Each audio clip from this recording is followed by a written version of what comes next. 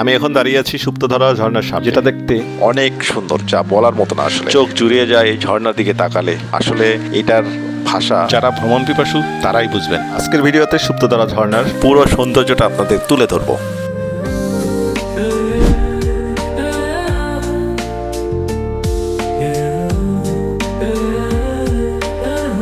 Dhaka bus terminal Sayedabad থেকে আমরা রাত 11টা 30 মিনিটে চট্টগ্রাম বাসের টিকিট কাটলাম। ভাড়া মাত্র 650 টাকা হানিফ পরিবহনে। তো আজকে আমাদের যাত্রা হানিফ পরিবহনের নন এসি বাসে, যাতে 4 থেকে 5 ঘন্টা সময় লাগলে সকাল 6টায় আমরা সীতাকুণ্ড বাস স্ট্যান্ডে পৌঁছায় যাই এবং এখান থেকে আমরা সকালে নাস্তাটা সেরে নিয়ে সীতাকুণ্ড থেকে একটা সিএনজি রিজার্ভ করে ইকো পার্কের গেটের সামনে যাই। ইকো পার্কের গেট থেকে একটু সামনে হাঁটলি 10 থেকে 15 মিনিট হাঁটলি পাহাড়ের উপর থেকে যখন আপনি নিচের দিকে তাকাবেন তখনই আপনার এই ঝর্ণাটার শব্দ শোনা যাবে। পাহাড়ের উপর থেকে আসলে পাহাড়ের নিচ পর্যন্ত সিঁড়ি দেওয়া আছে, যেটা আসলে উঠতে নামতে দুটাই কষ্ট হয়। তারপর আসলে নামতে হবে, যেহেতু ঝর্ণা দেখতে আসছি। পাহাড় থেকে নামতে নামতেই চোখে পড়লো এই ঝর্ণা। সুপ্তধরা এই ঝর্ণাটি আসলে অসম্ভব সুন্দর।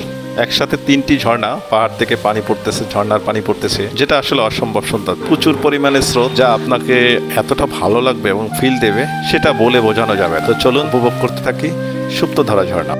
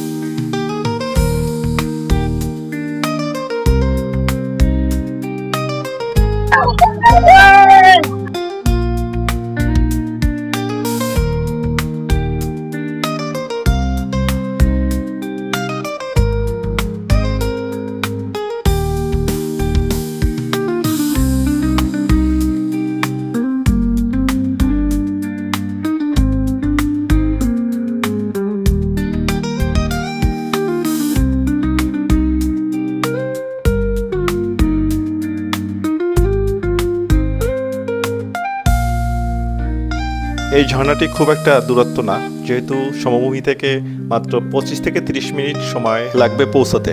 তবে সিএনজিতেও আসতে পারবেন, খুব একটা সময় লাগবে না। সিএনজি থেকে নেমে তারপরে সিঁড়ি বেয়ে আসলে পাহাড়ের নিচে নামতে হবে এই ঝর্ণা দেখার জন্য। এই ছিল সুপ্তধরা ঝর্ণার সৌন্দর্য। এখান থেকে পরবর্তী ঝর্ণা আমাদের জার্নি হবে সহস্র ঝর্ণা। আর সে পর্যন্ত ভালো থাকুন। সহস্র ঝর্ণার ভিডিও নিয়ে আবার হাজির হব। ধন্যবাদ।